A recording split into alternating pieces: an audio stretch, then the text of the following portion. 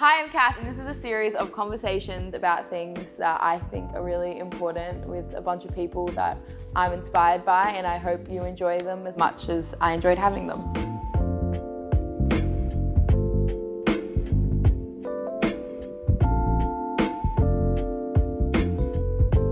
Hi, I'm Eyob Geist, and I identify as a femme queen, which is a trans woman, and my pronouns are she, her. Welcome to Conversation with Kath. I'm very excited to have you here today. You're an amazing performance artist and a bit of a Instagram style icon. I firstly want to know, what spaces make you feel the most powerful, would you say? Inclusive spaces, I would say, make me feel most powerful. But I also try and have that power within myself wherever I go and carry that through each space. So I'm dependent on myself other than other spaces to seek my power from. So really, I guess my answer is that I feel strong and powerful in all spaces as long as I feel confident in myself. Yeah. Is that something, have you always sort of felt that inner confidence, or is that something that you've sort of, I suppose, built on throughout the years? I've definitely always had some level of self-confidence and that I've always been able to rely on.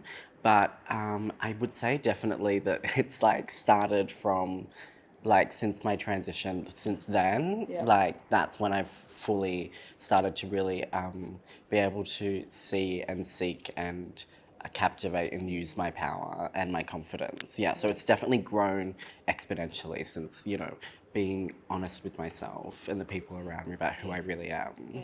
Well, on that note, I suppose, what does queerness mean to you in terms of... Wow, so this is a big question. It's a big that question, I've thought about. I know.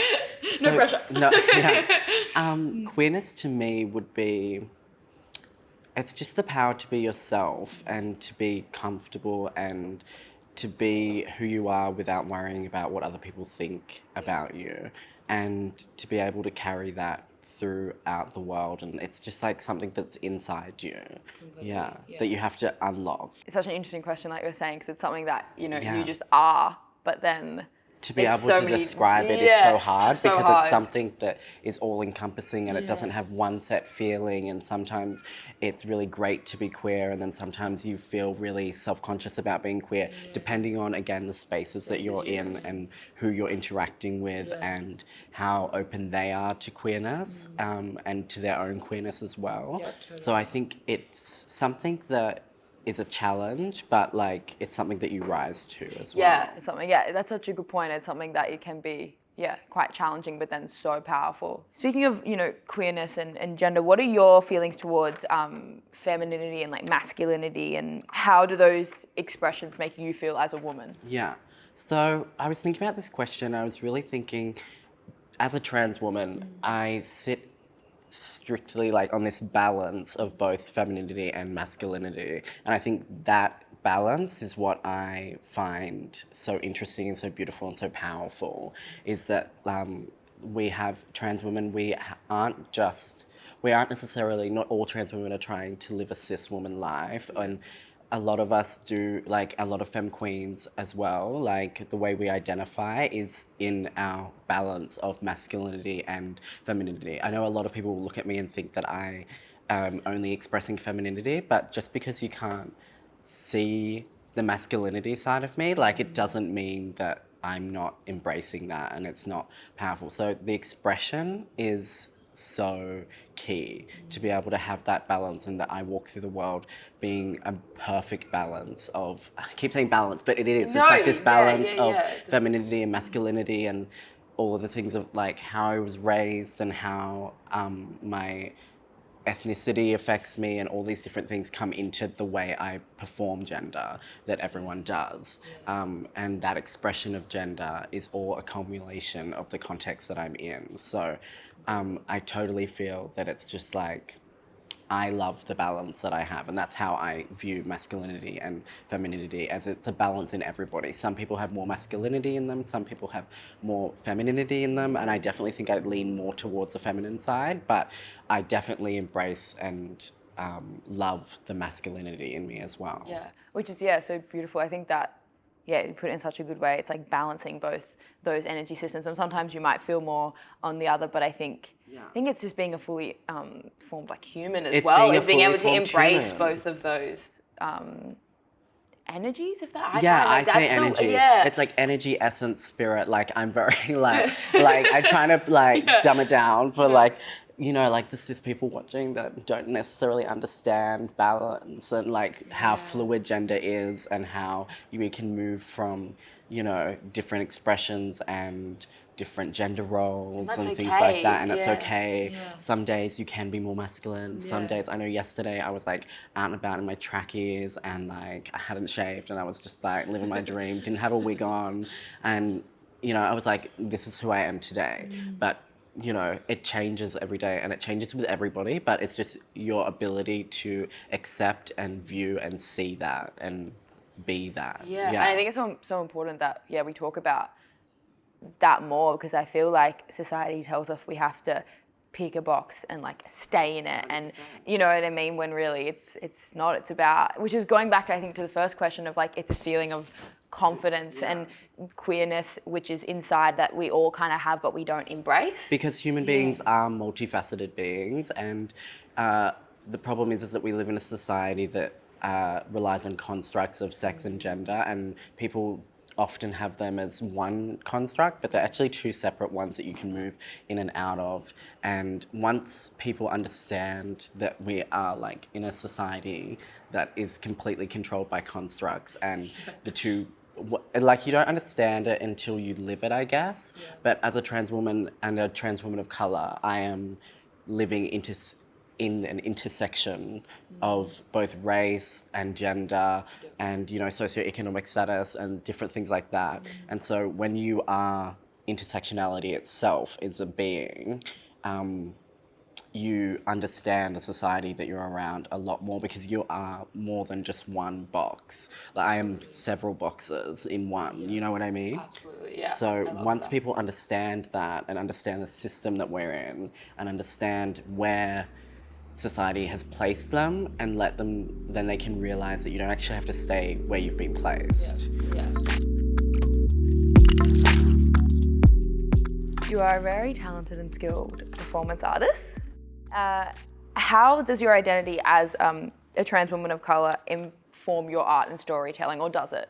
I don't feel like it does unless I really pull myself back and look at my performances and how I've got into it. I usually just go, I want a song that is expressing my vibe, and then I want to like move to that song that way. So I find that my performances are politicized for me, as well as my body is politicized for me. So I don't ever go into a performance or in the process of creating a performance, ever think about like, how can I make this political? How can I express my transness? How can I express my ethnicity through it? I just am. And that's me, like I am. Everything else is put on top of me. Right. You know what I mean? Those labels and that. And some people do really find, and they have the ability to be able to compartmentalize like their performances and go, this is for this and this is for that.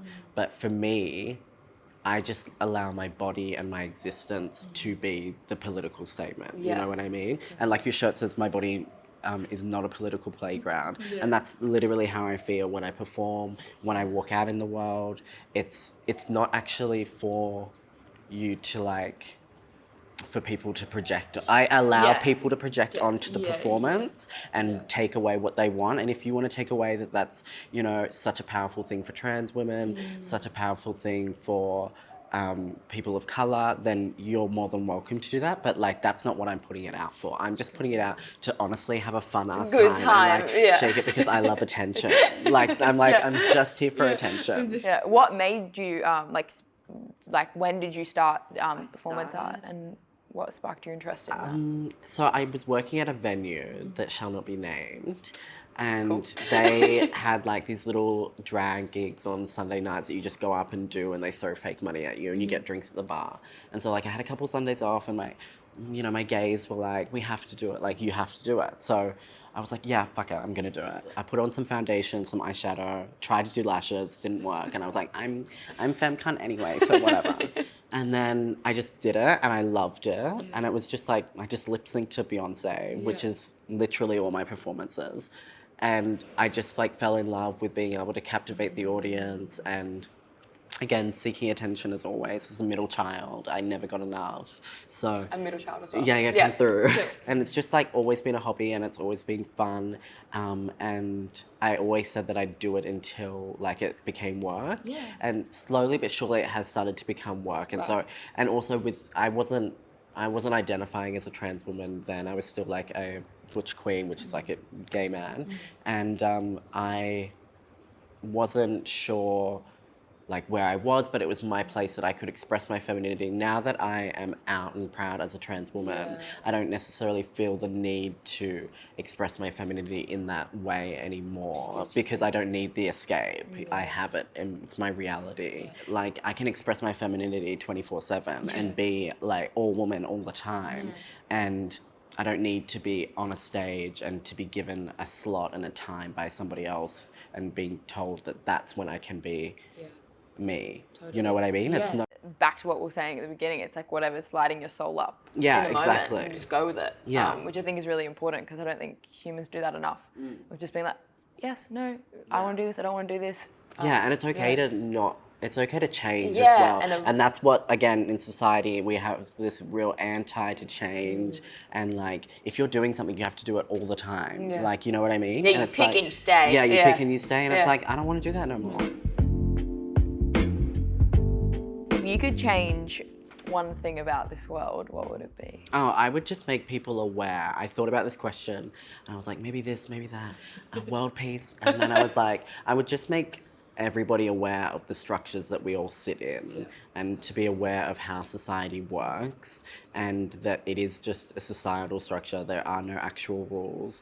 And once people like learn, and because up until recently, I still was like caught up in like figuring out what box I wanted to put myself in, and then like I did really hard research and about, which was really easy, just Google, and it would just be making people aware of the fact that sex is a structure and gender is a structure and wealth is a structure and money is a complete farce, and that we sit in a system that is based on a patriarchal system that is based on oppression and suffering of minorities that aren't cis white men, you know? Yeah. Like tea, Done. like tea, just like know the Drop the tea. mic. It's just know the tea on the world, like, and then you can see it for what it is, and then you can move through it the way you want to. And you can also accept, you don't have to change yourself, but you can accept like me living my life as a trans woman, and you don't feel the need to be like up in my grill or like telling me or like anything. Like once people understand the system that they're in, then they can understand that everyone can move through it any which way they want.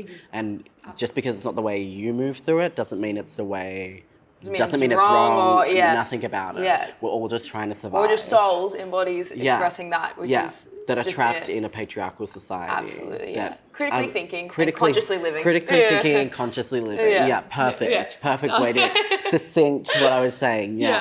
I'm going to end on a question which I think kind of ties in to that. So feel free to answer it however you like. I feel like we've sort of dove into it. But what would be maybe the one thing that you would want people to take away from this conversation, if it could be anything? One would be trans lives matter. The other one would be just like learn to accept yourself, because that's the reason why you can't accept other people, is because you're struggling to accept who you are. And just like take some time to really look inwards, do some research, like critically like analyze the world that you're in, and realize that it's okay for other people, even if you don't fit into any of those new boxes that you've discovered about queerness, about gender, about transness, anything. Just realize that it's okay for people to live that way, and you don't have to try and change them. They're not trying to change you. So yeah, just acceptance, it would be, is what you could take away from this video. Acceptance.